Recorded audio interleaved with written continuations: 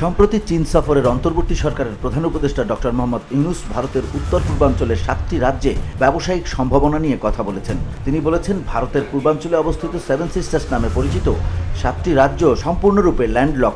সমুদ্রের সঙ্গে তাদের যোগাযোগের কোনো উপায় নেই। আমরাই এই অঞ্চলের জন্য সমুদ্রের একমাত্র অভিভাবক।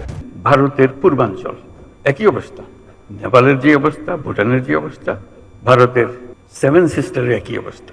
তার সমুদ্র দর্শন তার হয় না, হবে না। তার সঙ্গে আমরা যোগ দিই একসঙ্গে এই অর্থনৈতিক অঞ্চল। আমাদের যে সমুদ্র বন্দর, তাদের মাল আনা নেওয়া করবে, আমাদের মাল আনা নেওয়া করবে, তাদের কাছে যাবে, তাদের অর্থনীতি আমাদের অর্থনীতি একসঙ্গে জাগবে।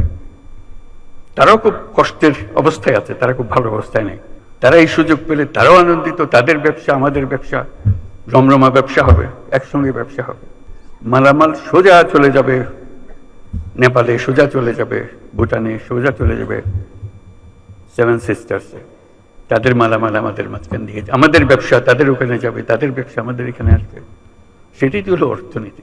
ডক্টর ইউনূসের এই মন্তব্য নিয়ে ভারতের নীতি নির্ধারক ও রাজনীতিবিদদের মধ্যে ব্যাপক তোলপাড় শুরু হয়েছে। ANI, the week, times of India ও দ্য হিন্দুতে প্রকাশিত একাধিক প্রতিবেদনে বলা হয়েছে, ডক্টর ইউনূসের এই বক্তব্যকে হুমকি হিসেবে দেখছেন তারা। এখন পর্যন্ত আনুষ্ঠানিকভাবে ডক্টর ইউনূসের বক্তব্যের কোনো প্রতিক্রিয়া জানায়নি দিল্লি। তবে দেশটির প্রধানমন্ত্রী নরেন্দ্র মোদীর অর্থনৈতিক উপদেষ্টা পরিষদের সদস্য সঞ্জীব সান্যাল সামাজিক যোগাযোগ মাধ্যম এক্সে লিখেছেন, ভারতের 7টি রাজ্য স্থল বেষ্টিত হওয়ার তাৎপর্য আসলে কি? বাংলাদেশে নিযুক্ত ভারতের সাবেক হাই কমিশনার বিনা সিকরি প্রধান উপদেষ্টার এই মন্তব্যকে অবাক করা বলে অভিহিত করেছেন। ভারতীয় সংবাদ সংস্থা ANI-কে বিনা সিকরি বলেন, উত্তর পূর্বাঞ্চল ভারতের অবিচ্ছেদ্য অংশ। প্রধান উপদেষ্টার মন্তব্য অত্যন্ত হতাশাজনক। এই ধরনের মন্তব্য করার কোনো অধিকার তার নেই। ভারতের মূল ভূখণ্ড থেকে সেভেন সিস্টার্সে বাংলাদেশের ট্রানজিট দেওয়ার বিষয়টি উল্লেখ করে বিনা সিকরি বলেন, আমি বাংলাদেশকে খুব স্পষ্টভাবে বলতে পারি, যদি তারা উত্তর পূর্ব ভারতকে সংযোগের অধিকার দিতে আগ্রহী না হয়, তবে তারা জলপথের অধিকার হিসেবে কোনো অধিকার আশা করতে পারে না। তাই তাদের এটি খুব স্পষ্টভাবে জানা উচিত এবং এই বিষয়ে তাদের কোনো ভুল ধারণা রাখা উচিত নয়। আমাদের এই বিবৃতির নিন্দা জানানো উচিত।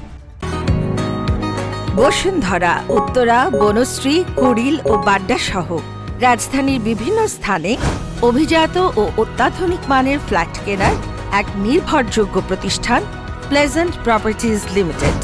তাই আপনার স্বপ্নের আবাসনের জন্য আজই যোগাযোগ করুন।